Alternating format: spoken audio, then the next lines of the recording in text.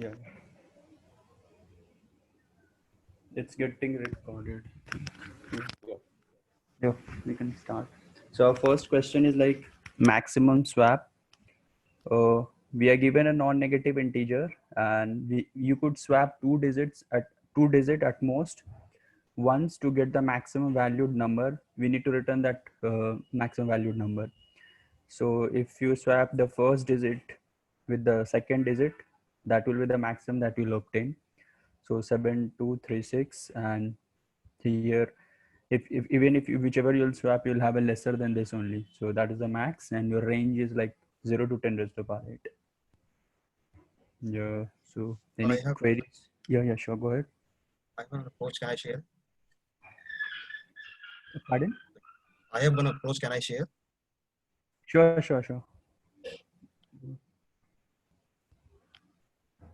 Hey, Shashank, before that, Yeah.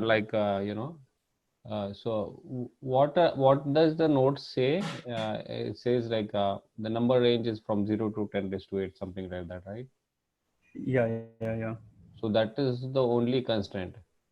In this, yeah. So you might have a number bigger than the integer overflow. Is that what it is trying to say? Oh no, 10 raised to 9 is the integer overflow, Integer, right? yeah, it will be within, yeah. So 9 it will be is the within that. limit. Yeah, The limit. Okay, so Yeah. even if we do anything, it's not going to overflow. That is what we need to assume, correct? Yes. Exactly. Okay, makes sense. Yeah, I'm sorry, go ahead. Yeah. Yeah, sure. Go ahead.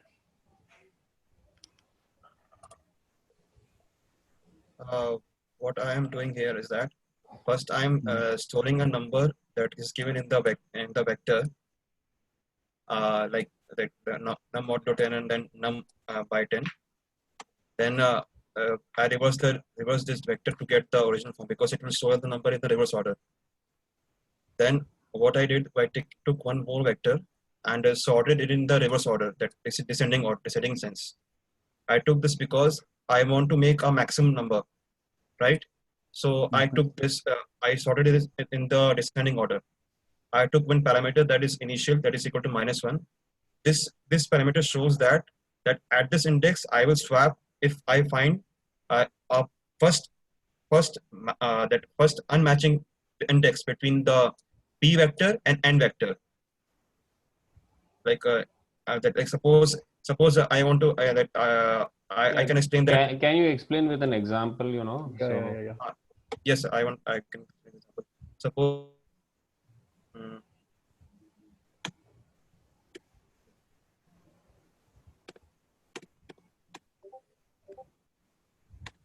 suppose number is 2736. This will be stored in n, right? Okay. And p will be like 7632, right? So what this below loop will do, like it will match like where the first index is not matching, because I want to make the maximum number. So as 0th index it is not matching, like 7 is not matching with 2, right? So I am finding that maximum number also, and where it is occurring that also. Like m will store that index. M will store the number, and initial will store the index where I got the maximum number. Your first one will be the maximum. Yeah. So you are saying, sorry to interrupt you. You are saying n is a vector. Can you just scroll up a bit? Yeah. Okay. So your n is a vector, and you are just taking all of these values, whatever they are, in the reverse form, right? So it will be like actually 63272 will be stored in the vector, because you can see that I'm doing first modulo operation. Oh, you So are first again modulo reversing it. Okay. Okay. So you now in n, when you say n 2736, it is going to be 2, 7, 3, 6, right? So like these in are different digits. Oh, okay. Yeah. And then you come here in p, but p is same as n, right? Here, if you see on the top. But actually it is sorted here. Oh, you sort that. Okay. No. Go ahead. Yeah, you did reverse way. Yeah. In the descending order. Okay. No problem. main intuition behind this descending order is that I want to make the maximum number. So actually, I want to make maximum number. So my first intuition will be that I want that maximum number to come in the front, right? Mm-hmm. Suppose my number is there, like suppose 9 comma 9 comma suppose 8 7 is there, and here suppose 6, and then 8 comes suppose, and p will be like 9 comma 9 comma 8 and 7 and 6. So what is below loop is doing that. Mm-hmm. Suppose if p of I is not equal to n of I, like here it is equal, so no problem. It is following the maximum criteria.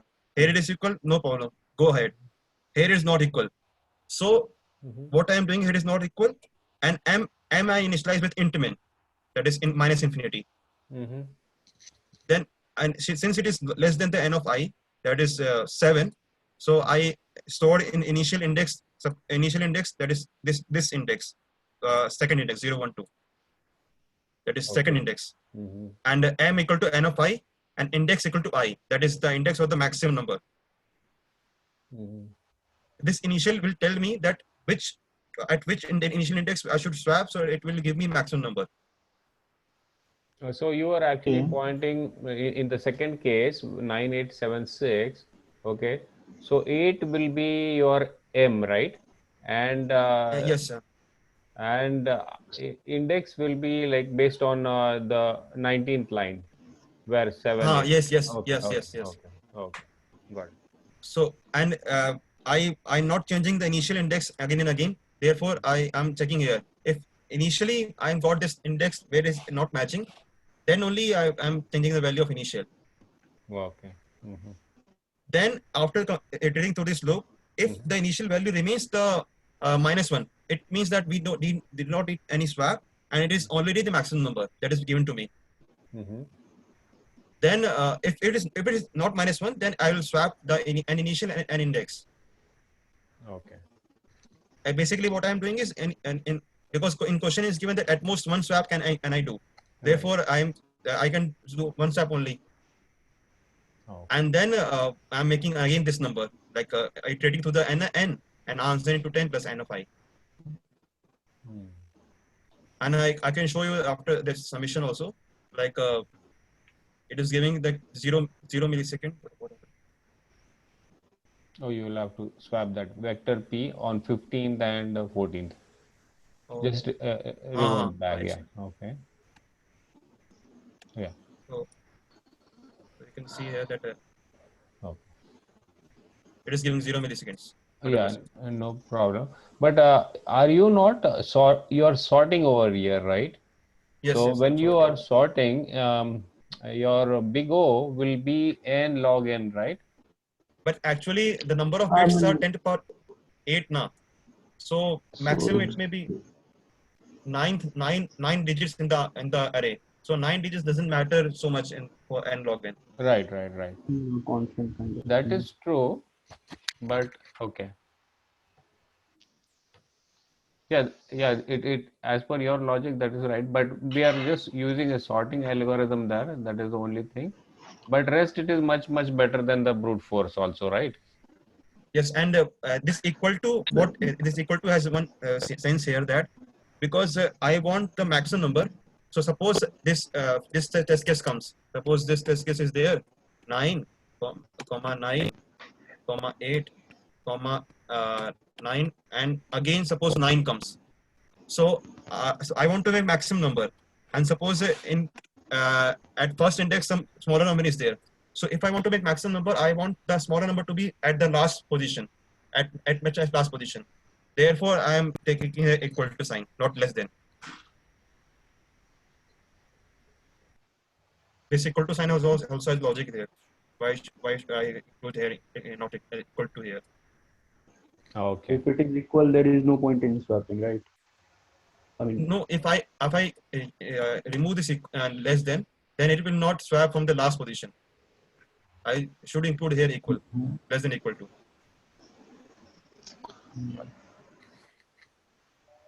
You could have done from the last, right? I mean, For which?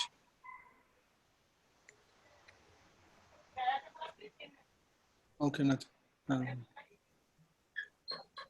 Please share the code when after this, because this is something different. I joined late, so I'll just go. Right. Okay, I will share. Thank you. Yeah, that is good. But actually, what the brute force talks about, because actually, so we can understand how this solution is, much better than brute force. Actually, I first solution came to my mind this only, so I didn't thought of that. No, that's I fine. mean, That's good. Yeah. so Yeah. in brute force, basically you have to do swapping by, I mean, like a combination of one index. Like suppose you are picking zero index to all the other index, and you're swapping and checking whether we are getting the maximum number till now or not, kind of thing. It is n square, right? It says, Yeah, it's okay. an score kind of thing. From each index, you are comparing other index, swapping to other index, and then checking whether you are getting the maximum number out of it or not. And on that contrary, what I'm doing is at only one particular index I'm checking. So I mean, why it's n square? So what I'm thinking here, let's go in a first loop and find the biggest digit. And in second loop, from the right, find the smallest, first smaller digit than that biggest one, and just swap with that. Yeah. So that's not n square. That's O of n. No, he's talking about the brute force. Like if we do it the normal Okay. way, Mhm. yeah. You're telling the Because we optimizer. said, we need to understand why this solution, what Ankur is showing, is a very good one than the brute force. Because Actually, the same thing, right? I mean, the same problem can be solved in one single iteration itself. I mean, can I share my screen to? Okay. so you're saying within O of n. Yeah, I mean, in a single So- iteration itself. If you start, it should be possible. I mean, do we really need the sorting here? Yeah, might not. I mean, It depends, like not exactly. It's because totally, as per it's totally depends Ankur's, how you approach it. Ankur is saying, sorting should not make a big problem because we just have only 9 digits. That also makes sense, right? Now think of True. like is right now you have number within the range, right? Suppose I'm giving a string kind of a number, like the string length is more than 1,000 or 10,000, and still all are Then in digit then it alphanumeric might numbers are take. there, right? Yeah, no. Then it might Yeah. make sense, but here it is in the range of 10 power 8 itself, so it won't. Yes. That's fine. Now I'm just extending this question to the next level. Okay. I'm trying to say. Yeah, if the So interviewer has in a that follow-up way, actually, questions, then, yeah. Then So then then it may take it time. might get It may failed, take right? Then we have to. not it may not fail. Like O of n log n, it will take time to sort, but 10,000 1,000 words it can sort. So by that logic, n square is also n will be Yes. constant 9 only. Then that is also like We can go with the next solution. yeah. yeah. Okay. Yogesh, can you just So quickly? yeah. Can you So increase the font basically, size? okay. I don't know how to increase. Let me The do triple dots. control Oh, plus. yeah. Yeah, that's fine. Okay. Oh. You just drag this one problem. This line. So you drag. basically, how to do this? Oh yeah, fine. Is it, visible to you guys or hard to see? Okay, that's okay. Okay. Yeah, go ahead. Yeah. So what I'm trying to say, okay. So basically, think it as like we are trying to find two index. Like suppose give them like a left index and right index. Just simplicity. Okay. Value of left index should be the should be the minimum to. Suppose you want to swap, right? Suppose there is we need to swap at least we need one swap. Then the value at the left index, right, should be the less than the value at the right index. Is it not making sense? Okay, let's take the example like 2, 3, 4, 1, right? Suppose my target is to find two indexes. One is left index and another is right index. Okay. So the value at left index should be the less than the right index, right? Like suppose Yeah. if I want to make it bigger than this, definitely I can go like 2, 4, 3, 1. This might not be the correct, but this can be one of the solution, right? From maximum to this number, right? So if you check this, suppose these numbers I'm swapping right now. So left index is my 1 and right index is my 2. So definitely the value at the left index should be minimum less than the right index, right? That's one of the observation point, right? And to make and more, I mean bigger number, maximum number, the relative position of these two numbers should be maximum. So though I've swapped this number, but this is not giving me the maximum number, right? So I have to swap it like very closest to the zero index, right? So that to get the maximum number or leftmost kind of, I'm trying to say leftmost, right? That's my target actually it should be. So what I'm trying to see, find is, I'm iterating from the, suppose I got a number, I converted a string from to a string, and from last position, suppose this is like 2736, I'm taking this example itself. Your voice is breaking. 2736. Okay. Now is it clear? Yeah. Yeah. Mhm. Yeah. So what I'm trying to do is I will start iterating from the last position to the beginning. So my position will be here, like 6. I'm converting it to integer just for the comparison. Right now my maximum number will be -1. These are the few variables I'm keeping it, like max number, max index, left index, and right index. So right now maximum number will be -1. So definitely this number is greater than the maximum number, right? The 6 is greater than the maximum number. So my maximum number will be this number. So far my max number will be 6 and index will be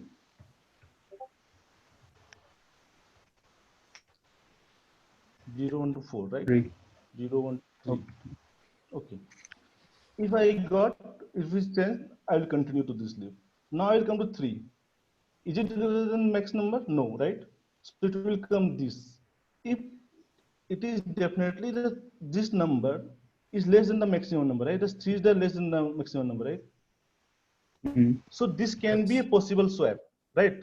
That's why I'm Yes. putting the left index Yeah. as I, because this will be my left index and right index will become the max index. What I am getting right from, I mean right of it, right? The maximum number right of that element, right? So I changed this. Coming to this point, right? Now this 7 when I will come, again this t num will become greater than the maximum because last time my max number was 6. So now it will become 7, right? And index will be changed to 1, right? It will continue. Once it will come to 0 position, it will find this t num, that is current number, is less than the max number. Yes, it is less than 7. So now it is time to swap my right index or left index. So what I'm doing, left index is making this current element itself, that is 2, that is 0, right? And my right will be become the right right greater number which having the index, so it will become 1. So once I loop, if the left index is remain unchanged, means I am not getting any number right side which is larger than this number. So this will only come when the all digits are sorted in the reverse order kind of thing. Yeah. Right? So there is no point of doing any swap, just return number itself from here, because the same number is the largest number. Otherwise, just swap this left index and right index and return into integer format, and you just return it. Okay. Yeah. I think makes sense because now you are just doing it with O of n, so that is possible. Yep. Okay. That was exactly I was talking about. Okay. Without Okay. so just find the biggest one. Whenever he's finding less, he's just continuing, right? I mean, from 6 to Maximum 3. I'm finding, I'm continuing. Yeah. Even it doesn't make, I mean, it just, if you remove this also, it won't make any difference, right? Just not to, there's no point of checking this. Suppose this is the, I'm getting maximum number, definitely I need to find some left element, right, of it. Right. No, I mean, I can't stop, I mean, so there is no point of continuing from it, because the same number cannot be the smallest as well as the maximum number. Yeah. Yeah, today both solutions are actually fine, but this slightly overweighs more because it is just in O of n. Because the earlier one, what Ankur was showing, had O of n log n, but still it would be okay, right? That solution is should Yeah, also be that's, fine. I Yeah, mean, his solution was fine, perfectly fine, no doubt. yeah. Okay, But this so being I'm O of checking, so n, so this might be, and it's easier also to understand and remember, right? So True. yeah, I mean, I believe that the solution what everything. Ankur showed that require the sorting. So definitely the interviewer will come up and ask that, okay, do it better than that. yeah, yeah. But better than brute force Um, anyway. Yeah, that's Yeah, good. better than brute force. Yeah, definitely. Yeah, that's good. Okay, fine. Is it possible to do without converting to string? Yeah. I Yes. mean, Uh, so, Monotonic stack. No. I want to keep it as an integer itself and try to do some it math or something. it is possible, I believe, but I think that will require some bit manipulation, Bit. because now Okay. you need to swap these two digits in a number. I Yeah, mean, I can. I So mean, if I found those yeah, so digit when you find the numbers, index, you can do that. okay.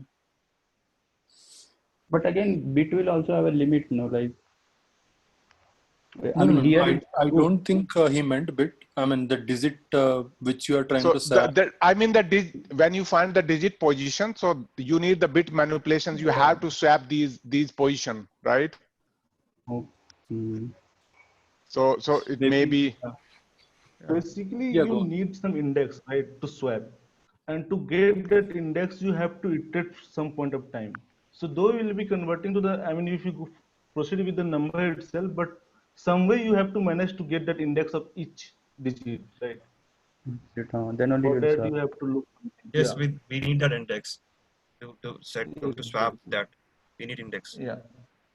Yeah, I mean, that index will be like number of, I mean, 10th position or 1000th position or something like that, right? So if you know that index, I mean, you can do some math like into, yeah, I mean, you can find the 10 power of that number and you can multiply that digit and do a subtraction and add that. I mean, some math is involved, but I'm saying it might be possible.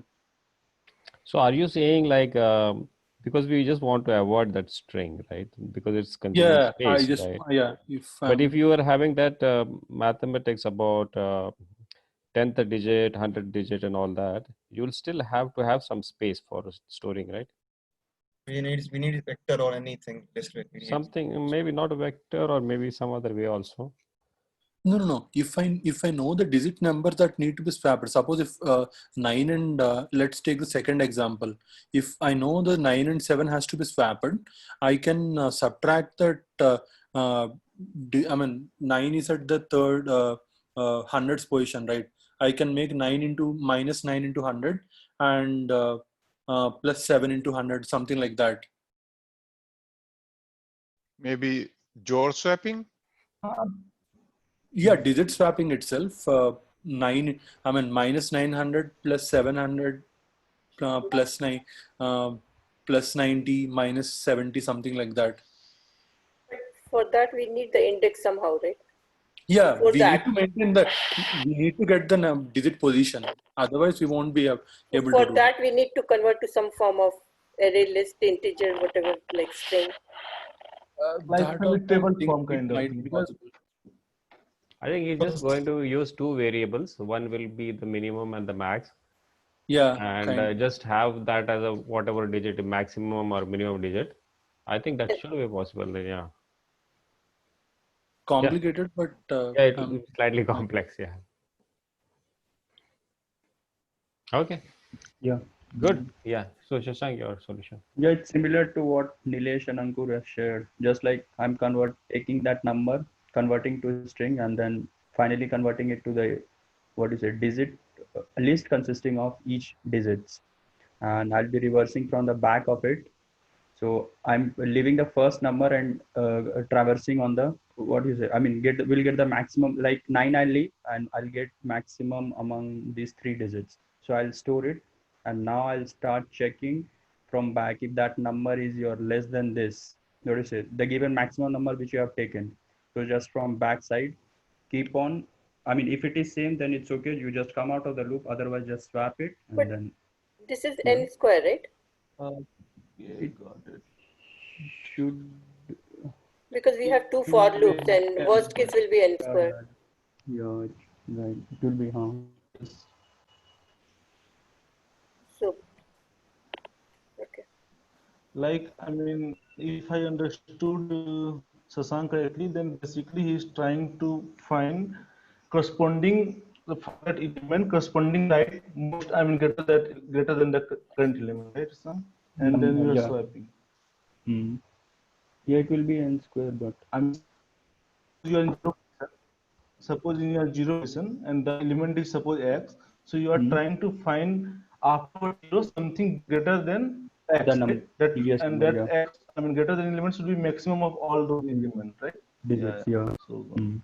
and then you are Will it swapping. be n So square? whichever come, I mean, whenever you encounter first, yeah, it will be n square, right? But if it is Think of all, that you want. Think of it. I mean, Because it's traversing both ways, just right? think of like a you. Worst case will be n square. In case you don't find anything, then you have to traverse the Yeah, whole thing. I can give No, if you, condition because also. if Just try for the the 432. I mean, even I can give you test case also. Just try for 4321, right? So yeah, Sasank will try to find first in first time he will try to find some element greater than 4, right of 4, right? So okay. he will not find anything. So it will go through n minus 1 times, right? Because discarding second time you will go n minus 2, third time n minus 3. If you sum like n Yeah, plus n minus 2, n plus 3, n so square on, it it will will be, be yeah. like n square something, right? So, yeah, so it will be n square. I mean, then I I think mean it's yours, too short. I mean the test are like trained for it. That's not a big deal. Anyone used monitoring stack? pardon? Sorry. Anyone solved using monitoring stack?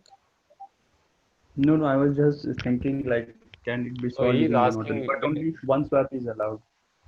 You have to take care of this one. no, I think no one solved monitoring stack. Yeah. But that will be again space. It will consume more space. Yeah. So what Nilesh has said, I think that was most optimized, like order of when everything is happening in one pass. Yeah. Okay. Yeah. Yeah. Okay. Let's move to the next one. So next is like sort encoding of words. We're given a list of words and we may encode it by writing a reference string s, and a list of indexes are given. If this is a list of words, and then you can make this as a reference string out of it, and this is the indices given to you.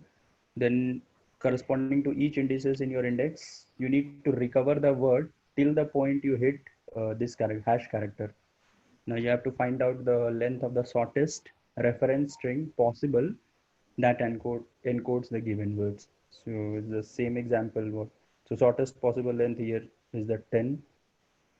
That is what they have written. And constraints are like they'll have only lowercase English letters and should be less than 7, and length should be less than 2k.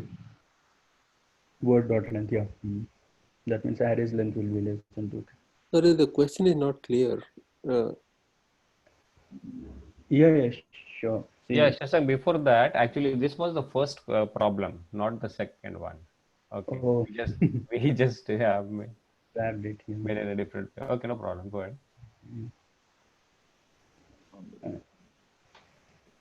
So like, yeah. So this is a list of words given to you. Okay. Now what you have to create a reference string out of it, the smallest possible reference string out of it, such that when you try to decode from this word, you have to get this word using these indices. And I mean, they'll give you the indices, and you need to extract the word till the point you hit any special character, this one, like hash. And next time again, you extract the word which, I mean, like till the point you hit this special character. So they have come up with this shortest length reference string, which will give you all these three words. Here Yeah. only two words are there, right? Right, because what it's trying to do is, you can club most of the words together. Like ME can be clubbed to time because Time, yeah. ME is already in Substring. time, right? Hmm. So ME is the substring of your time. right, so you find suffixes in that substring, right? So if Exactly. you have any suffix of a word already, then you Mhm. don't count that word, but after every word you add a hash, and then using that, whatever the length is, you just return that length. You don't have to return all these indexes and even the string, but you just have to return the number of characters which you will be using. So zero is like zero you started. So 0, 1, 2, 3. So you got this. Then from 2 they are telling to start. So 2 will fall at ME. And from ME if you start, you will hit hash. So ME will also come. And then they are telling you to start from hash 5. So 5 will be like 0, 1, 2, 3, 4, 5. 5 will be B. And till the point you hit a hash, you just get that word out of it. Yeah, so indexes are the indexes for the words, for each Yeah. and every word. If you look for the time, at the zeroth index you have 0, so time starts from 0th index in the S string. Hmm. For ME, the second index, that is to index 1, you have 2. So if you count as such and such, it is ME, and it ends at hash. So that way, it's just for our understanding how it should be. But at the end, you just have to return 10.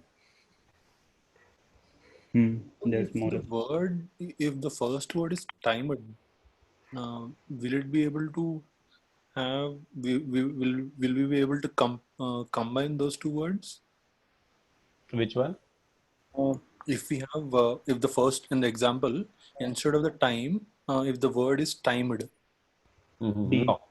timer or something like that, Mhm. I mean, will we be able to combine both the words? No, No, no. no. No, because you will hit D before reaching E hash. It Okay. should be only suffixes. Actually, Okay, perfect suffix. Okay. Yeah, Uh, perfect Exactly. suffix. I have a suggestion for, I mean, I have not coded this problem, but I have suggestion. I mean, how we can do this. Yeah, sure. We can take a try and store the words in the reverse order. So, I mean, reverse every word. Say time will be EMIT, and then you take the second word EM. So we find that it's on the same path as EMIT. So it's a substring of that. And in the end, when we then we can do a pre-order on the try, and whatever strings we have or whatever full paths that we have, we can just print them in the reverse order followed by hash.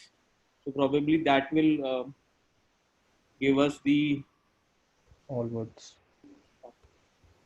that will give us all the words. I mean, just one approach which I was thinking. I have not coded it, but That is a very good idea, Sasank. Yeah, Yeah, using try, exactly. I Very think, good. is a good idea. But one question: how would you get so ME becomes EM and time becomes EMIT? yes. How would you compress these two words into one word? How do you basically harvest these two words from the try? you can, I mean, the EM and EM will be matching, right? You will take the most longest words if, I mean, so after creating the try, you need to create the words back again for this indexes, right? I don't think we need to create the word again, right? It's just the sum of the root to leaf. Whatever is left, that will be the maximum, right? True, but okay. We No, no, will no. No, but we need to know which words have been got compressed as well, right? Yeah, but you Compressed. see, if EM and EMIT, they both are together. So what is going to happen at M, you will have a leaf, and at T, you will have leaf. But if you Yeah, go actually, down at the once compressed, so you will have only At T we will have the leaf, and at M we will have the index only, right? Because with how long it is, just to return this, we can have the modified tree with the length of this E, M, yeah. so that we have the index, how long it is, and then the total, this output, because we don't need the output to have the encoded form. If we have to return the encoded form, then we need to rebuild it. Otherwise, we just have to return the total length, which we can build. Build out of it. No, but I think what Uday was saying is also makes sense. Like if at M we are actually stopping, then at T also we are stopping. So how are we going to go down? Like after at M you hit a leaf. So how are you going to Do go we to? have to stop at M? That is what I'm wondering. Because from E to T, we have 4 words. From L to B, we have 4 letters. So we have 2 distinct leaves, so we'll have the 2 hashes and the sum of the path. I will try to say something. So basically, you need to know which words are already occurring as prefix, suffixes, or suffix or prefix if you have reversed. But for that, you need to sort, or you need to reverse all the strings. Something like that you need to do beforehand. Otherwise, I don't think you will get whether time. I mean, me is already compressed by this word or not, right? so in the insertion for loop. So whenever we are inserting a word in the try, there is a for loop. Say for char C in S, we just have to No, do it in that you can reverse find. order. No, that you can find. But okay, um, I sure. think, I think we can traverse the try using the post order traversal. Post is what? Post is basically you first do the recursion call, then you do your portion. So the limiting condition can be, it should be, there should not be anything after this. So the way we are creating the try, of course, the longest word will end in a word only, right? The longest branch of the try will end in a word only. While we harvest it, what we do is, suppose we are starting with E. We know E we can process later because we are going to harvest in a reverse order. We'll say, okay, I know I am E, but I am interested in finding my recursive call first. And where does the recursion end? The recursion ends when we see no more path forward, which will come at T. And T is a end of word for sure. So what happens is at E, I'm just waiting for the recursive call to return, which assuming recursive call is correctly written, will return me TIM. Then I just append this E to it and return it. And that is because I'm returning from the root, that is when I do the pound mark. Okay. But for the output, we don't need to build the string. Output is just the length of the whole string. So let's say we have an input time, mime, and me. Then how the output string will be? The string will look like that. Time, mime. Time, mime, me. So me will be a time or mime. Yeah. So Yeah. that will be a part of either of the way we construct. If you are taking time first So, and then after yeah, mime. It will be 8 plus 2, 10, right? Yeah. So now in try there will be 2 branch, right? Right. Yeah. After me. Yeah, that is true. But then you'll have to go through each and every branch. Okay. You'll have to go through each and every branch to find out. So that is what that Rajendra was saying, right? We are doing some post order traversal. Yeah, each branch will be a new word actually. For example, the EMIT and the LLEB, they are different branches starting from the root, which is null, right? In a try, there will be 2 branches. two different branches. They are two distinct words. So whenever Yeah. there is a word, whenever there is a branch, they are two distinct words. Only when there is only one branch, that is only signifies overlapping words. Yeah, but the only thing what Praveen's point is, how do you differentiate that? Like if in this case you have time and me, okay, and then time and mime and me, okay. So you have two branches there, and here you have only one branch for time and me. So how do you differentiate between, because anyway you have to count when there is a branch. So Yeah. how you are treating it as a branch? You are having Actually, We are not I distinguishing, right? mean, Sorry. somebody has told me that after reversing that, I mean, string and making try. Actually, that, so actually that actually I think it will work, and how it will work actually. Just I want to add in some point over here. So suppose like a time we will having a try like EMIT, right? For me, it will be EM, but this EM will be clubbed to time itself, right? Yeah. So still we have traversed two words, but I have a single branch of unique. I mean, single unique. Still we have only one branch, right?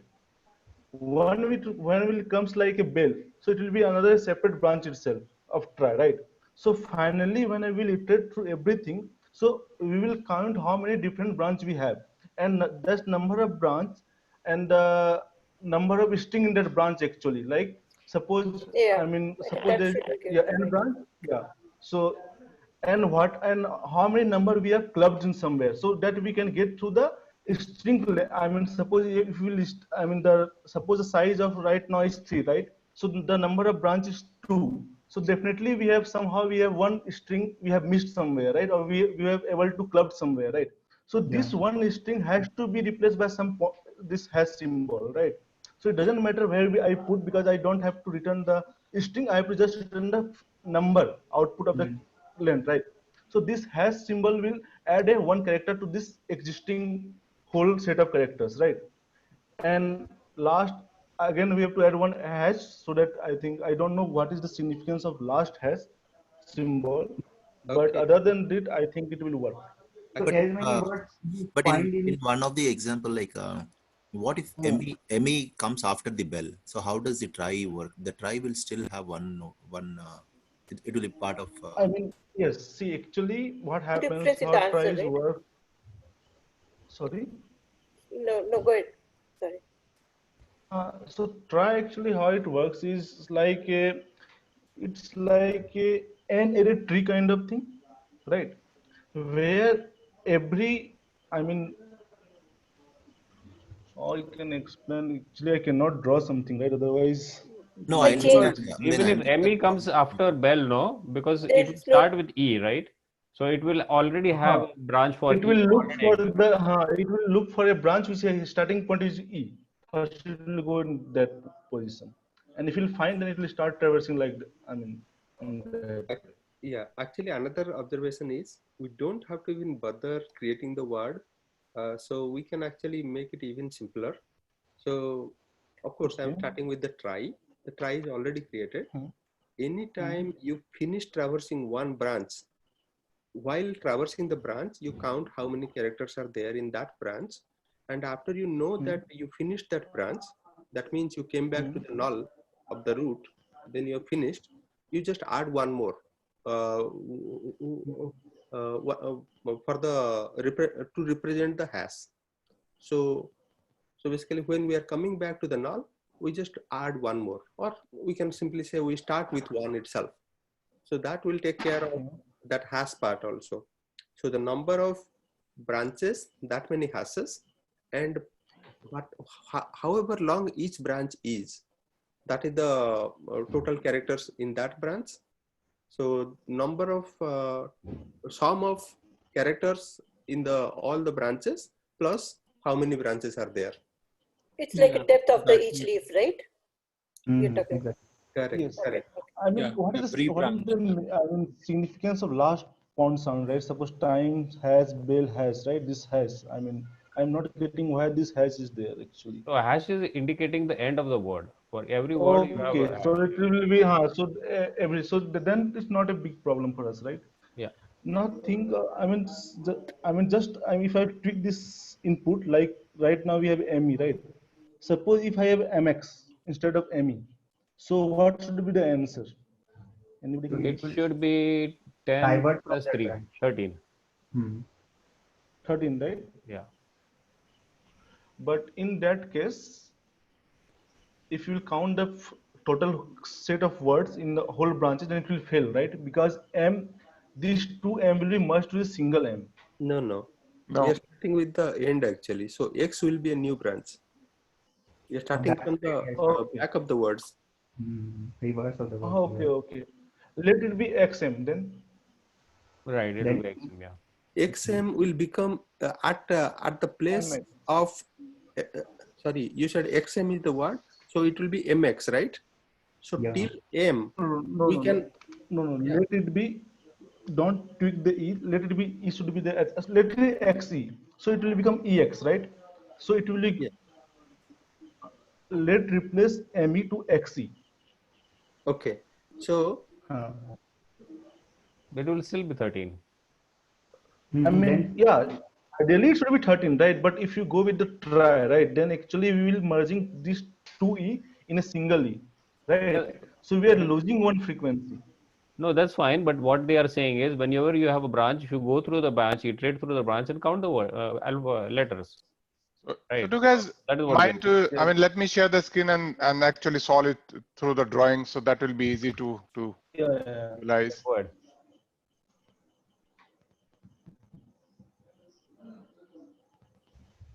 then what is the need to reverse? Is it necessary to reverse? So do you see my screen? Yeah, Yeah.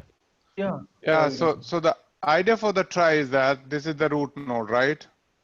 Yeah. And this root node will have a array of 26 character.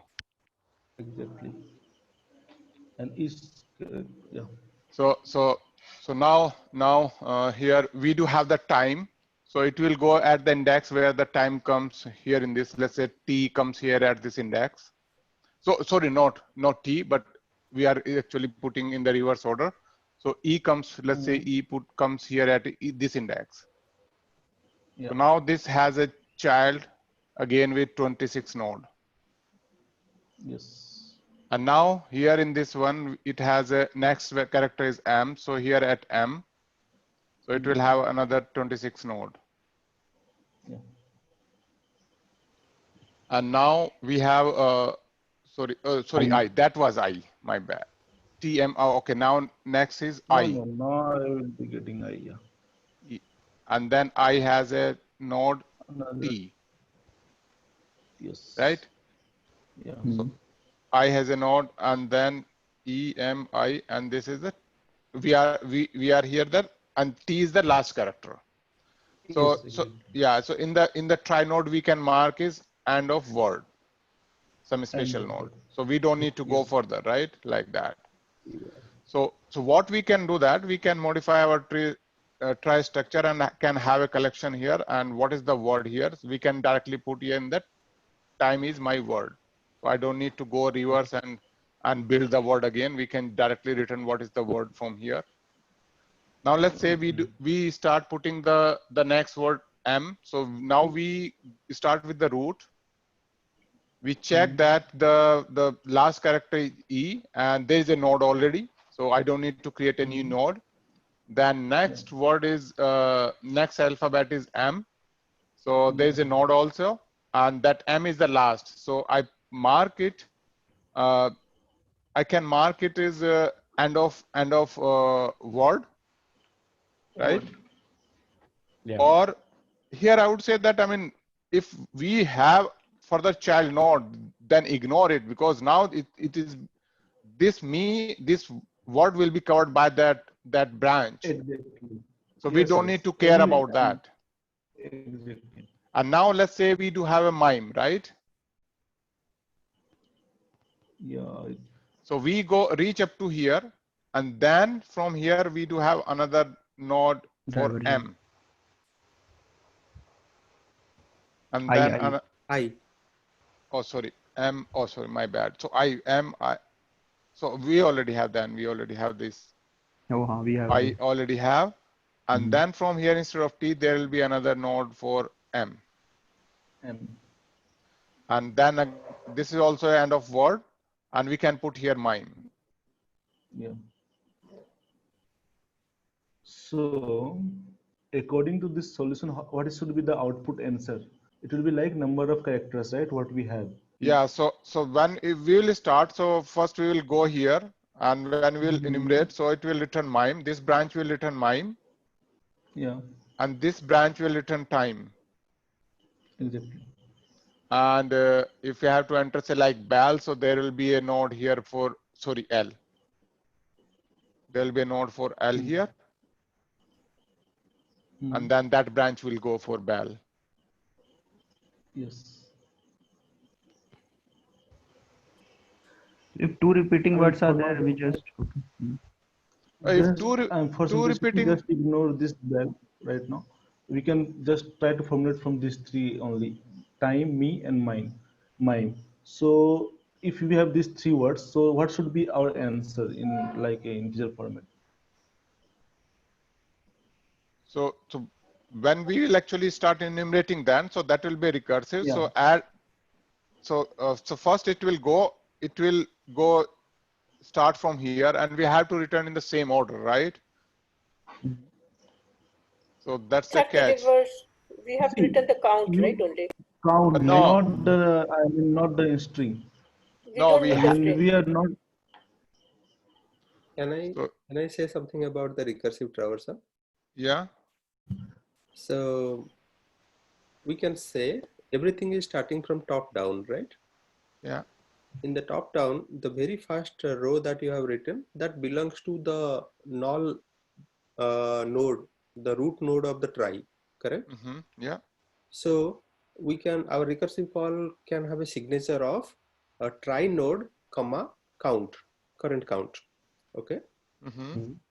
And we also need somewhere to accumulate all the counts. So that will say that is a global variable which is outside the recursive call.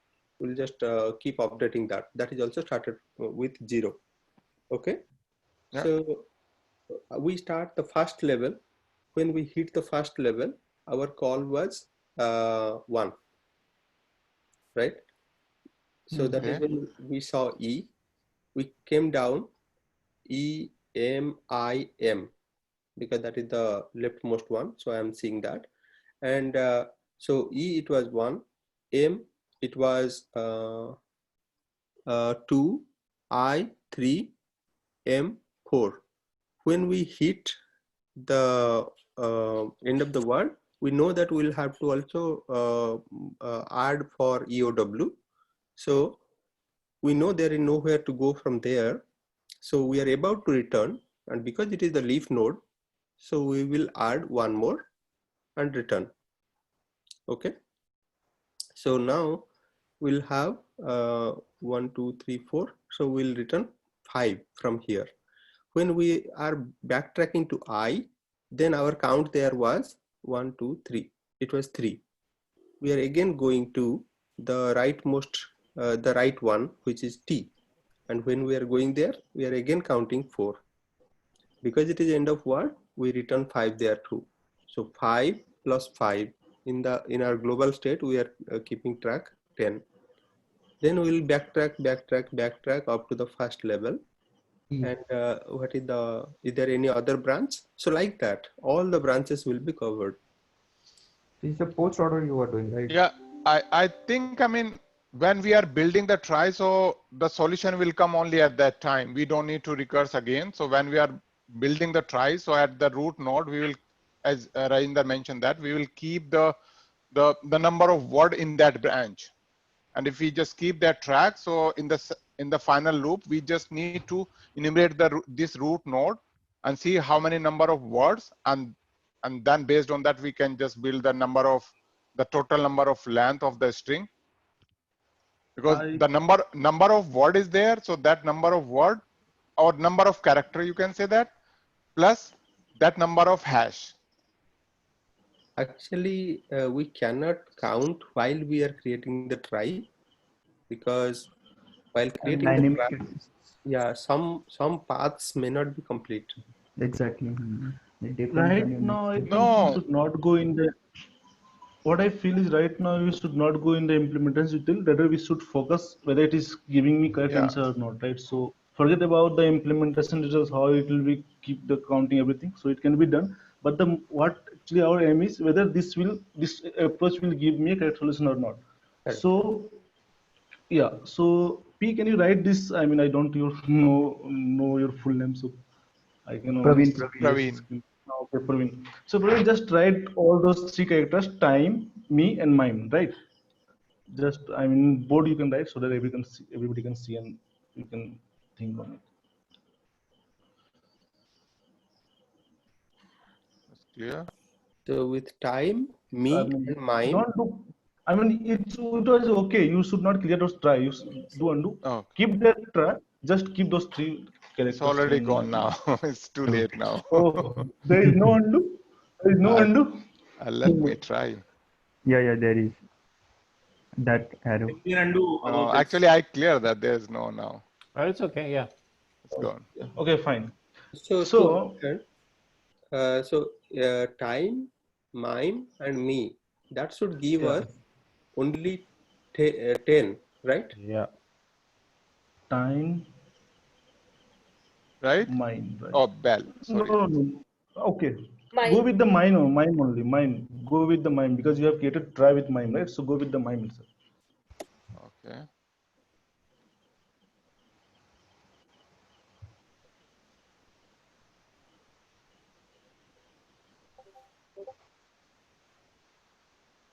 Right? Mhm. Yeah. So now everybody tell me what should be his answer. I mean 10. 10. 10. Yeah. 10, Yes. right? Time Yeah. hash mine. Okay. Now create a try. Just for I mean do it very fast. No need to explanation. Just create it. I mean very fast. Okay. So let's say this is E, right? Yeah. And then we do have a node from here.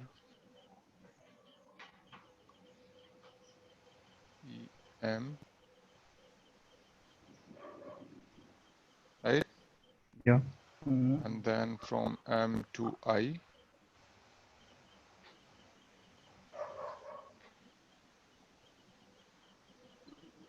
Right? And then I, Yeah, make for T and one for M. Yeah. one Two different for branches, yeah. M, And the other and for then T. one for T. Yeah. So now this will be a tree. You are going through the tree for each and every leaf. You go through that and you find the path. Okay, what is the sum for both of these leaves, and you add. That's all. Yeah. So basically, now we can observe there is two kind of leaf, right? One is intermediate and one is totally leaf node we have, right? So even intermediate node can also consist a word, right? Like in case of me. So EM itself having a word, right? Yeah, But it's so intermediate. So But for we this don't one, care about that, only, right? yeah, don't we care don't, about that. yeah, we don't care. Actually, yes, that's what I'm making point. We should not care about this. Only the leaf node which are having, we should care, right?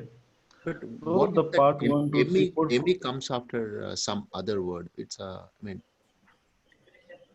No, then Yeah. if it comes after some other word, it will be a different thing. when does a recursion take care of that? Because we are only counting the leaf nodes, right? I mean, we are. Right. So what do you mean by comes after that? I mean, let's say if after time there is something like XYZ, and after that we have Emmy. Okay. Well, then it Could will you- be a different branch altogether, XYZ. Yeah. No, Now XYZ. coming to implement. Could you give some example so that, I mean, yeah. Yeah, sure. Like So for this one, what answer? How we'll get the answer basically? So this Yes, is M, right? now I got it. I can explain how you will get the answer. Suppose you have a global variable which having the count. Suppose that is That- global variable having That count becomes implies the with the zero. implementation. I just wanted, if we have two leaves N and T, right? Yeah. Yeah, So we can calculate the depth of each leaf node and multiply it by number of leaf node. That should give the answer. Because 1, 2, 3, 4, 1, 2, 3, 4, both have 4 depth. And we have yes. 2 leaves. So Yes. 4 multiplied by 2 plus 2, right? I mean, Yes. Just you have to add those depth. You should not multiply, just add those depth. Yeah, add, for this example, I'm Add saying. those depth and then that number of hash. Leaves. Yeah, One- hash is actually not Exactly. anything. Yeah, we can always Agree. add that. Yeah. One Yes, we observation. can always. One observation here. We can Yeah. ignore the end of word here actually. That is what I see. Yeah, that is what they are doing. Yeah. Yeah. They're Because just saying if there is nothing behind that, then we say it is a leaf. Yeah. we don't even need end of word. Yeah. Even we can do it while creating the, I mean, this tree itself, a trie itself. We should not traverse later on, like we should not do afterwards. While building trie itself, we can figure it out the number of characters kind of. No, but what happens if you have another word coming on top of it? Then it will get Exactly. Right. Yes. No. That can I be have a solution for this. Suppose, right? Okay. Can I speak? I can. Yeah. Sure. Yeah.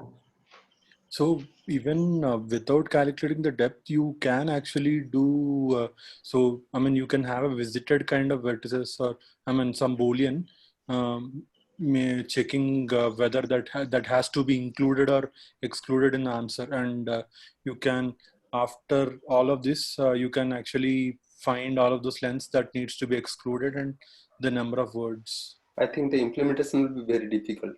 You are managing too much state then.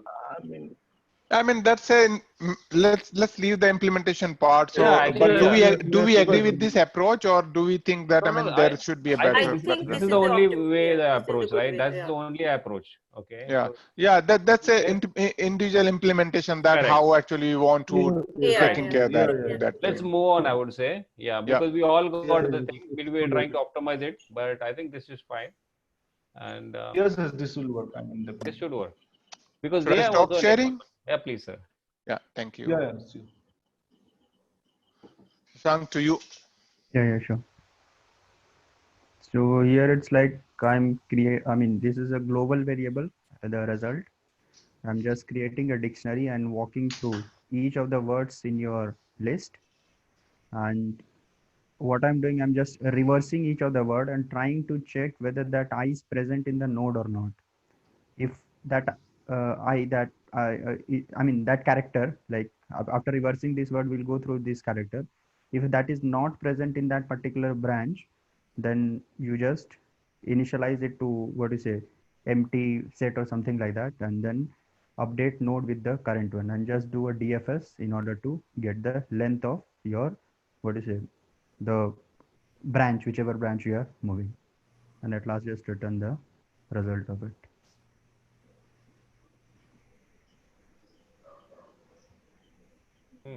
But it's very different and interesting when doing it. Okay. Yeah.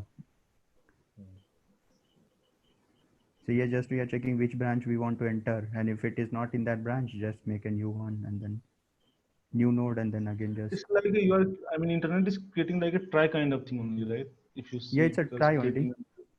Try only, right? Because Python code is so high level now, it's very difficult. I mean, I'm from C++, so it's really sometimes become overwhelming for me. So yeah. Kind of try only it is. Like I'm trying to check every character of by reversing this word, whether that character is present in the given word. So just like that. Got it. Okay. So we are on same page, right? We are on? Same page, exactly. Yeah. It's exactly the same. It's only the implementation what he is showing. A different I think you all might be doing a 26 character, something like that, right? Initializing something with 26 and then it's the same thing. Yeah. This is a try implementation only. Instead of array, he is taking a dictionary. And he is not keeping the end of word marker. That's why I don't see end of word marker anywhere. So it is just the structure of the tree itself, and he's doing a DFS on the structure of the tree to get the length. Yeah, we were also discussing the same thing about it's like yeah. Cool. So next. Yeah, let's move to the next one. Let's move to the last one. Yeah. It's somebody was using stack. No, this was like I was checking. No, that was a different. This one water problem. It was like water problem. Yeah, it can be solved through stacks. I thought that problem. Yeah. So some non-negative. Yeah. Go ahead. I was.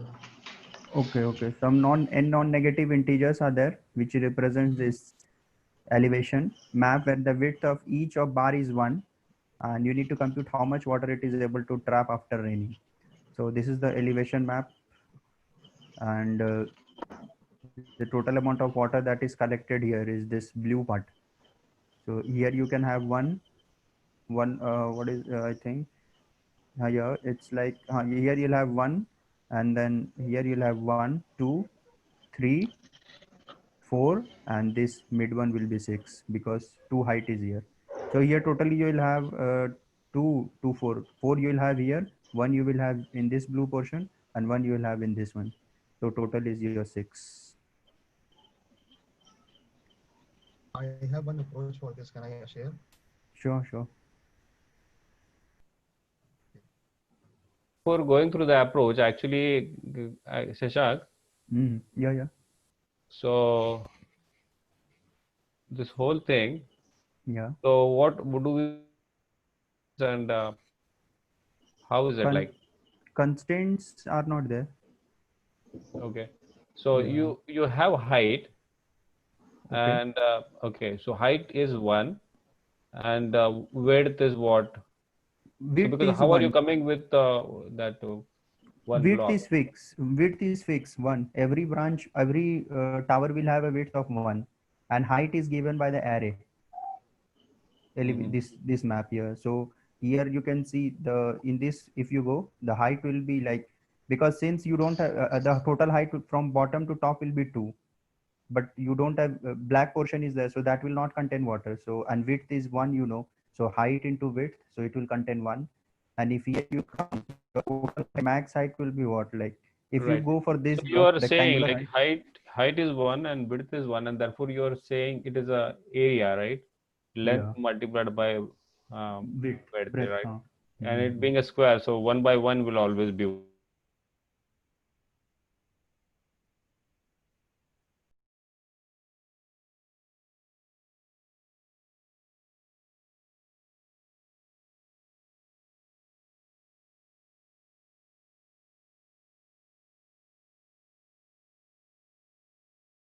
Force, understand what the brute way can be, and then we go for the different approaches. Oh, my approach is not any but it was very easy approach, not very difficult to understand. That like this for this solution is one solution is 2-pointer approach also, that is most optimized. But yes, and see, just share the explain that on the whiteboard. That will be easy to understand or follow. Exactly. Yeah. Okay.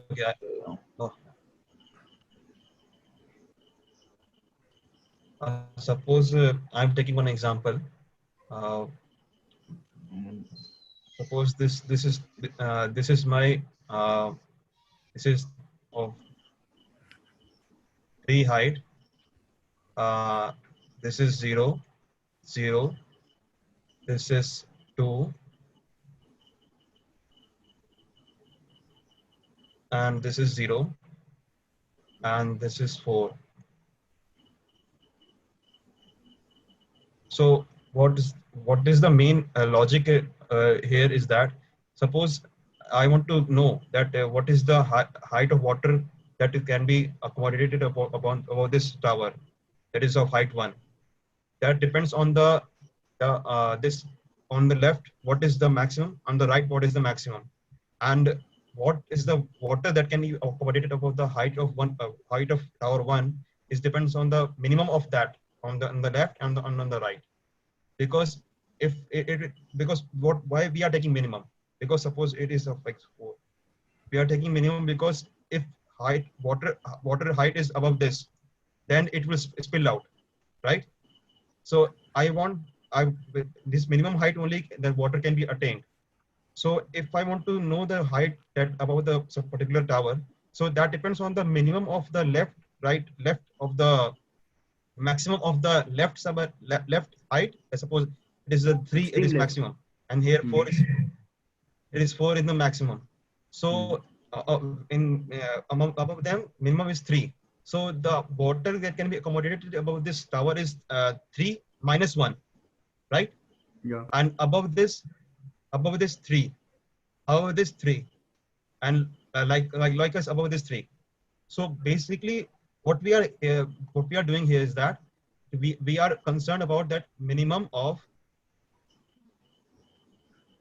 maximum of left subarray,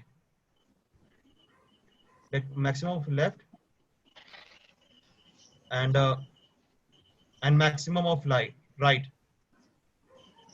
I'm writing it as R, maximum right, and minus of current height. That is, suppose it is A of I. I is my current index. So this is the main logic I should use here to get the height above some particular tower. That makes sense? Yeah, but if we don't have by this, it makes sense. But if we don't have understanding of this, how to approach this type of problem? So it's like, how will you contain water? Like I'm first understand. I'm explaining it now. Like suppose the water it can contain depends on that support it will be given from the left and right. Like suppose any height it is there. Yeah, I got that. I understood this part. But coming up with this, what you didn't understood? No, coming up with this, when you see the problem for the first time, that is what I'm wondering how to. I understood how you got it, so how to get that right now. No, the implementation is, I mean, forget about the implementation part, but that's a intuition that how will you see that, okay, at particular point, how much water can accumulate and how the water can accumulate. Mm-hmm. So the water can only accumulate if there is a boundary around that, right? Exactly. Huh? If there is no boundary, then water cannot accumulate. So, yes, okay. So this is what Ankur is trying to explain here. Okay. That's why we are getting maximum. So left of this index and right of this index we get, and then we get right. Okay. So the brute force here is you do this for every index, right? Yeah. So Ankur, do you mind to, I mean, allow me to share that so that I can draw and try to explain? Though you explain very well, but I think. Yes. So Ankur, I think the base case is that if we have number of rectangles less than 3, then the output will be 0. Yeah, because in that case, you won't be able to. Yes, yeah, we cannot. Okay. Oh, less than number 3, of right? rectangles are 2. Yeah. No, if rectangles are 2. So let's say, then let's take that input what we have. Because the height is. How you can store in rectangle 2? In 2 it's not possible, right? Minimum at least you need 3. Minimum. You guys that is see what my he's screen? saying. That is what he was saying. Less than 3. Less than 3 is 2 only. Yeah. 2 or 1, yeah. I mean 1, 2, anything. Huh? He's just like strictly not. 0, 1, 3, 2, 1, 2, 1, right? So let's draw these buildings. So this is the building for 0 height, and then building for height 1, then 0, then height 2, then height 1, then 0, then height 1, and then height 3, and then 2, and then 1, and then 2, 1, right? Yeah, perfect. So assume that there is no boundary on this side and there is no boundary on this side. So if we try to pour any water here on this building, so it will spill out from this side, right? Because there is no boundary. And now for this building, so there is no boundary also. There is a building on the left hand side, but which is smaller than. So if we pour any water here, that will go here, right? And the same for the right. If we'll put any water, it will go on this side, because both the side, the buildings are smaller than the current building. Is that clear? Yeah. Yes, clear. Yeah. So now for this building, when we put some water, pour some water on this building, so we know that there is a bigger building on the right hand side, because this is bigger than this building, and this is also bigger than this. So some water will fill here, right, up to this point, right? And when there will come more water from here, it will spill out here and it will go here. So only the water can accumulate up to this level. So to verify that, okay, how much water can accumulate on this building, so it cannot go beyond what is the maximum on both the side. So the minimum of the maximum on the both side, what actually Ankur tried to explain. So the maximum of the left hand side is 1. And the maximum on right hand side is 2. And now we know that if it's go beyond 1, this building, so it will spill out. So that means we need to get the minimum of these maximum.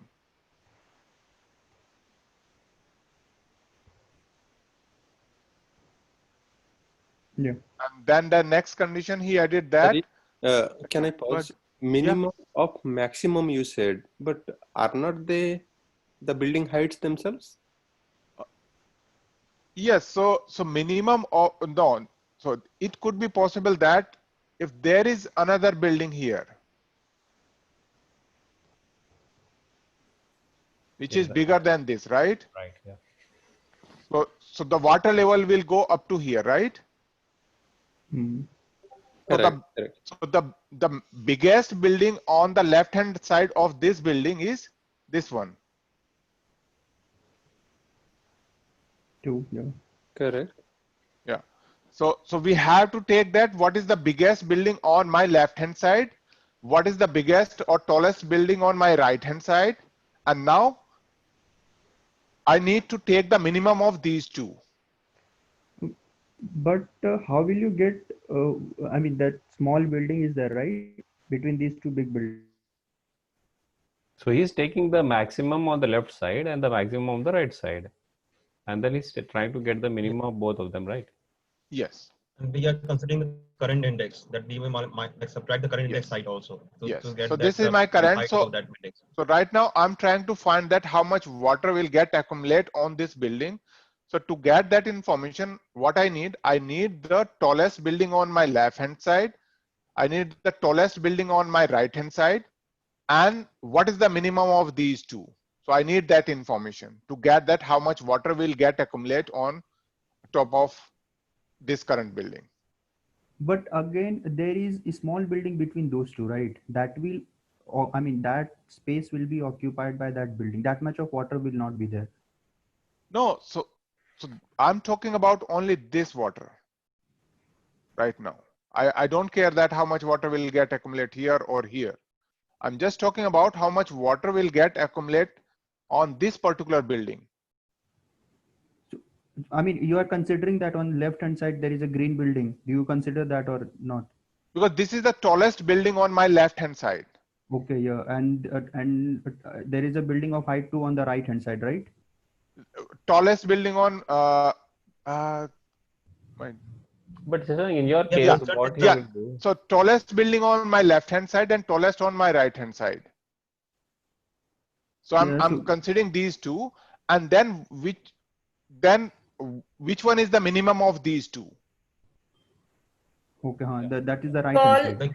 Tallest just immediate or the tallest up to the end? Anyone. The end. Tallest to the end. End, right? Yeah.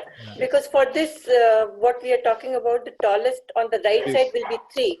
Yes. And the tallest on the left side will be 1. 1. Yes. So minimum of these two? will be 1. 1. Yeah. So minimum We are of 1 concerned and about 3, the current right? index only. Right. So that is correct. Yeah. Thanks. So that will give me the water accumulated on that particular top of that particular building. Yeah. And then the same way you have to get the water accumulated on each building, and then answer is the Yeah, sum it of makes sense. that water. Yeah. Yeah, thank you. It clarifies. So that is the approach, and then from here you can actually start thinking to optimize that. How will you get the tallest on the left and tallest on the right in optimized way? So how will you subtract the water that has been not accumulated because of this small building between left and right? That small Then you subtract that from the min value. What entire water. Yeah. So let's say now you want to check on this building, right? Yeah. So now that's why you have to subtract the height of this building. So you will subtract the height. Okay. So the water is only that part, right? This is only the water get accumulated here. So that's why you need to subtract the height of that building from that. Okay. Yeah. So start you can do that with the monotonic stack to get the left hand the biggest. I mean, it will be a optimized modified way to get that maximum height on maximum height. Yeah. So you can do a DP way also. Yeah, there may be multiple way to implement that part. Yeah. Right. I have one way, sir, that doesn't use a stack also and 2-pointer approach also. That is not. I have one way that I'm taking 2 arrays here. So basically, what that 2 array will store. Basically, we are concerned about that every index with the maximum from the left and maximum from the right. So what we will consider that at every index I will store the maximum from the left and maximum from the right, and I will take minimum of that and minus current height. Yeah. So that will be very easy to understand, that first approach that I found. Okay. So you are saying you are using 2 arrays, right? For the left max and the right max. Okay. Yeah. Okay. Can I show that? Yeah, no problem. Yeah. Let me stop that.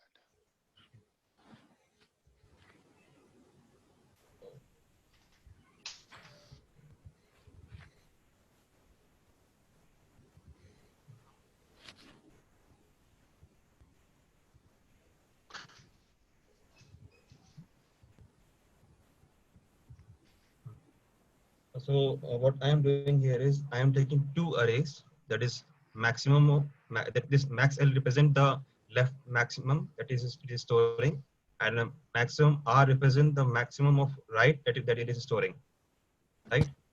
And first what I took, that I stored at 0th index the height of that 0th position, and then starting at the first index that I equal to 1, I took the maximum. I stored the maximum on the left in this array. Similarly, for that right subarray also, what I did is that maximum of R of n-1 equal to height of n-1. That is a rightmost index. And similarly I took that I iterated from I equal to n-2 and maximum R and maximum of R I plus comma height, that is current height. And then I iterated for the whole this array, and what the current that logic we discussed, that minimum of max R of I, maximum L of I minus height of I, that will be added in the answer, and then it in the answer. So here we can optimize that how to use a single array to get the max and min, like rather than explicitly using 2 arrays, right? Yes, like we can use a 2-pointer approach also. Yeah, that is one. But so Ankur, the time complexity of your solution is order n. Yeah. Yes, order n. Order n. But how to? The question which I'm not able to get your voice. Yeah, how to reduce the space utilization? Is it possible? Because this makes sense and I understand that. But with 1 array, is it possible? 2-pointer is using. So with 2-pointer, you can solve it with constant space. Okay. can we discuss that if we have time permits? Yeah, sure. Yes, sure. Just share this code, Ankur. Yes, I'm sharing.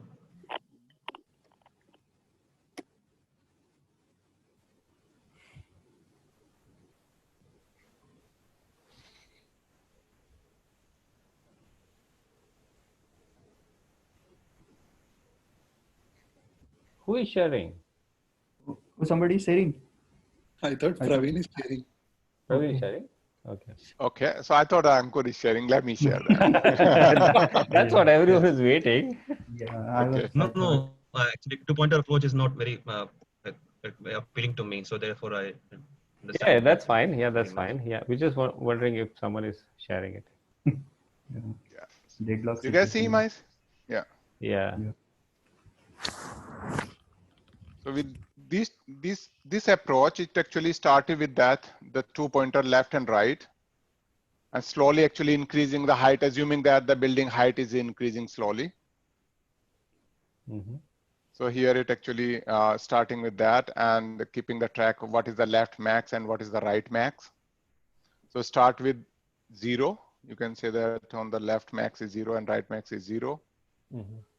Then then starting with that, if the height left at left index, initially left index height will be 0, right? Mm-hmm. And then checking that on which side actually height is increasing, on the right hand side or left hand side. Okay. Then it actually checking that if height left is greater than, if left hand side is smaller than, so I have to go on that side and then check that, okay, if the new left height is greater than the left max. If it's left greater than, then just change it to the max height. Mm-hmm. Because in that case, there will no water will be accumulated if there is a smaller height on the left hand side, right? Mm-hmm. And if it's a the height is smaller than the previous left max, then there will be some water accumulated. And I know that my right is already bigger than my current height. Yeah. Okay. Yeah. So that's why I'm just updating that. Okay, how much water will get accumulated? Updating my result here. One doubt is there, sir.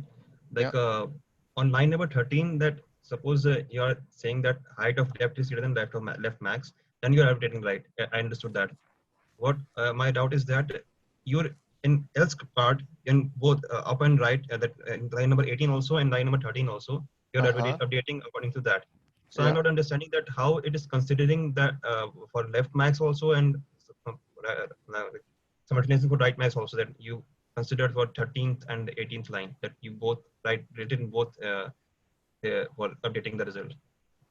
No, how I'm considering what left max and right max, right? Yes. So here, you know that I'm checking that, okay, what is the current height? It's checking here. So if left is higher than my right, or sorry, left is smaller than my right, then go with that, otherwise go with that. So which height is, we can run the example here. So that will actually easily to. So actually what he's trying to understand is the way we did minimum of 2 maxes, right? So how are we coming here? So because why we are coming here, because we already know that right side is the highest side. So what we have to look at, which is the minimum one. So left is minimum. Therefore, the left max is the lowest one. So therefore, is coming to 13. Okay. So he's checking the immediate next height greater, right? Not like the No, it is actually cumulative, right? It is exactly the way Ankur said in his earlier approach. Yeah, in that approach was actually more intuitive and easy to understand. Yeah, exactly. Like because you are keeping all the information, calculating all the information up front and then using it. Yes, some of them are implicit. That's true, Praveen. But what happens, in an interview? They will always I mean, definitely, if you have not solved that, so it's difficult to. If I'll solve it first time, so definitely, or maybe even if I will see that problem in interview, I may not come immediately with that solution. I will come up with that solution, what I just explained, that to calculate all the maximum height on the left hand side for this point and max of the right hand side of this point. What comes the problem is that where you're updating the result, that 13th and 18th line, that intuition doesn't come in exactly even 2-pointer approach. Yeah, it's not. I mean, until unless first you come up with that solution and then you start thinking the optimization from there. Yes. Otherwise, on the first place, it's difficult to come up with these actually. So that's why I always actually prefer to go with that. What is the first intuition? If you are preparing for an interview, just go with that only. Yeah. Okay. Yeah. Good. You are actually trying to walk through with an example, right, Praveen? Okay. Yeah. So actually, I don't know. I mean, we cannot write here, right? I wish we should actually draw on that too. Yeah. So let's take an example. Let's say initially left is. I think you can use annotate on the view options. There is something called annotate. But that will actually annotate. Can we? Yeah, there it is. Okay. Yeah. Yep. Okay. So shows that select mouse something. Okay, let us not spend time. There is something called annotate. Oh, here you go. Yeah. Thanks, Rainder. Yes. It's a new thing. So how did you get that option? Oh, there is an option when you sharing. So there is an option that you will see an option annotate. You hit that, and then it will give you this drawing option. Okay. Not sharing also there above one option is there view options, and all the members can see that above one option is the review options like that. And that also annotate is there.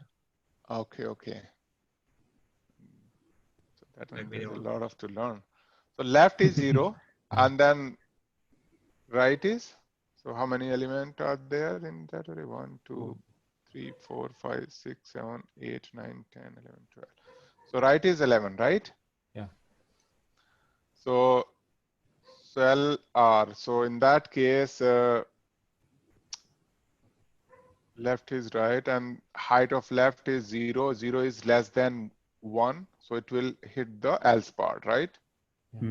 No, sorry, it will hit the if part, but 0 is less than 1. Yeah. Okay. Left is 0 and right is 1 height, right? Yeah. So now so first time when it will enter that, we know that okay, height left is 0. 0 is not the max right now, so it will update that left max. LM equal to 0 now, right? Yeah. Now it will increase the left. So left is now 1, index 1. So left is 1 now, or let's say actually 1. So now 1 and both are equal. So it will hit the else part now, because we are checking that less than strictly. So here in this case, it will actually right max is 1. Now right is 10, which is 2. So 1 less than 2. So it will hit the if part. And now height is 1 is greater than the max is 0. So 1 is greater than 1. So now max is, it will update only max.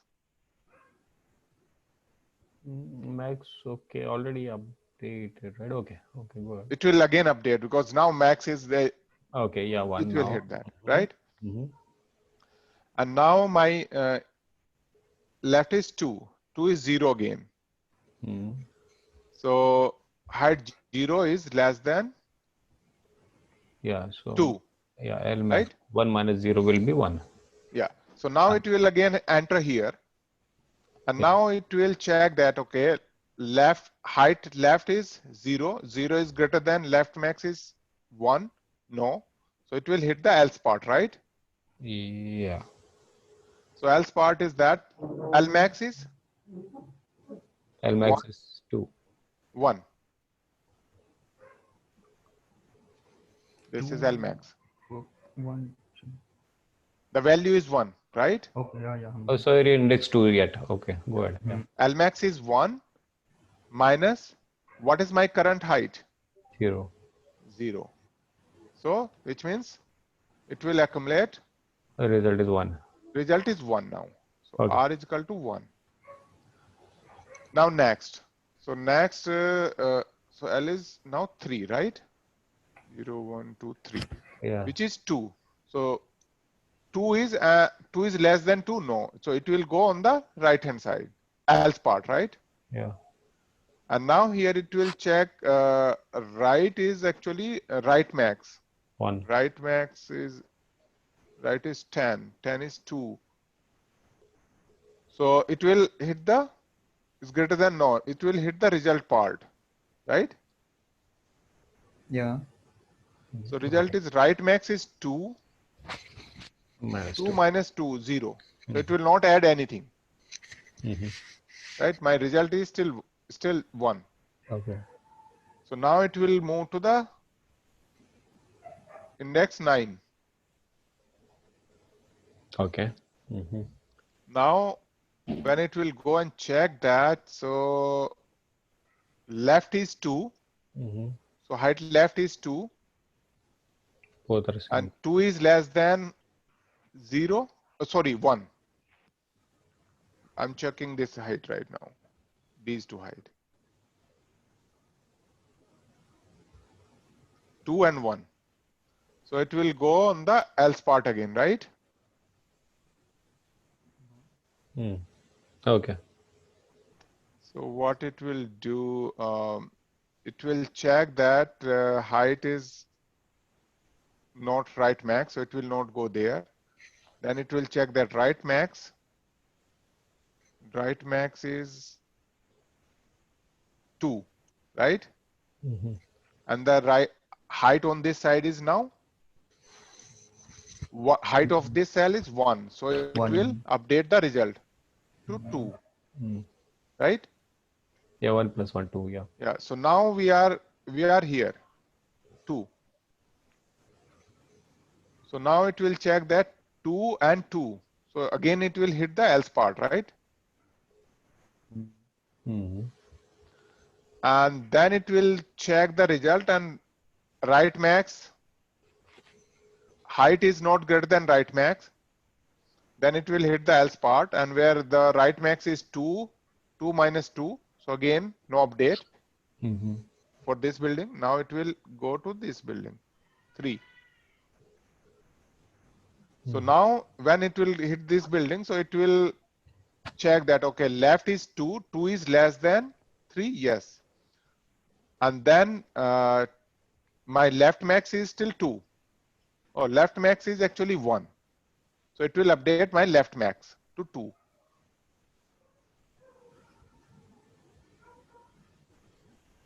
And now it will come to this guy. So 1 is less than 2, yes. So it will check that current height is 1 is greater than 2, no. Then it will go and check update. So my left max is 2 and my current height is 1, so it will update the result 1 unit. So it will be 3, right? Yeah. So now next is 0. Height is 0 and right height is 0. Oh, sorry, right is 3, left is 0. So it will enter here. My left height is 0 and left max is 2. So no. So it will go and execute the else part.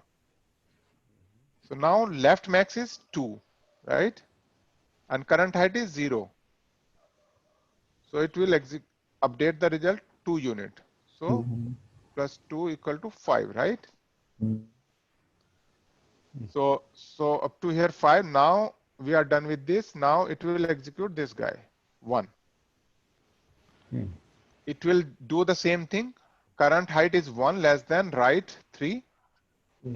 And current height is 1 greater than left max is 2. No. Then it will go here. Left max is 2 and current height is 1. So it is 1, right? So it will update the result 1 unit. and then it will terminate here. Right. Yeah. Perfect. Cool. But yes, I mean, I agree that, I mean, if somebody has not solved it previously, and it's difficult to actually come up with during the interview. Even if I'll go and get that question during the interview, I'll go with the approach what this Ankur mentioned, that to find all these left and right and then go with that.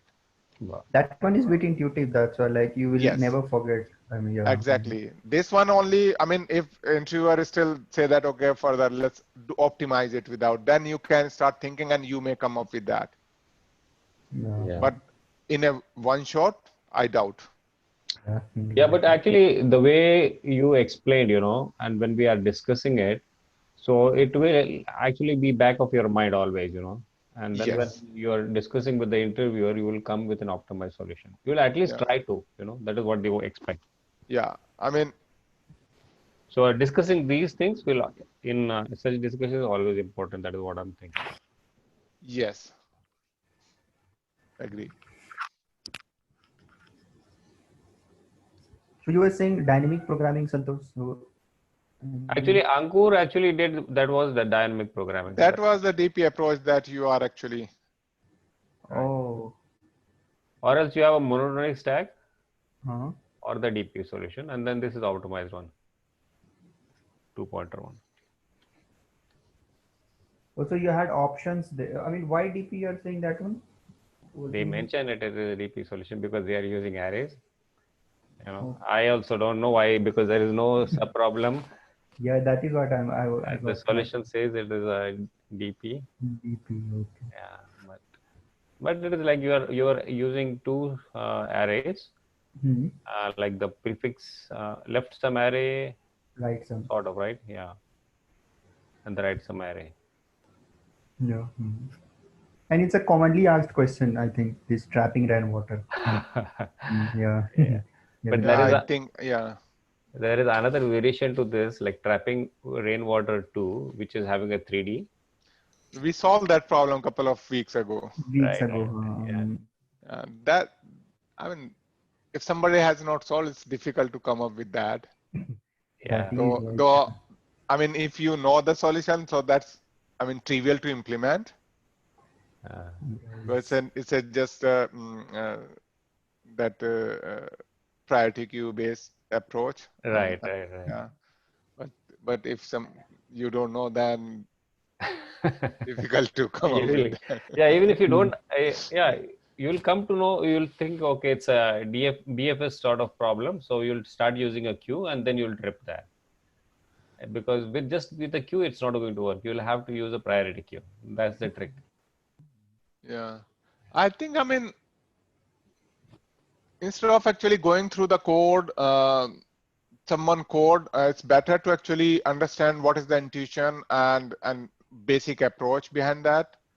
That actually help to understand the problem better. And easy to remember that.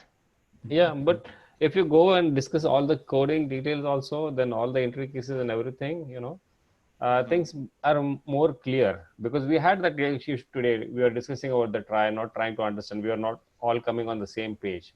Right. That was the reason we didn't have a code in front of us. Yes. Yeah. So it's better to actually go with the approach and what was the intuition, so that, I mean, that helps to visualize the problem. You're right. That will never forget. Try one, like, not. Right. That was a good discussion, though. Yeah. Yeah, exactly. Okay, I have one question, not related to this. Yesterday there was a discussion on some session on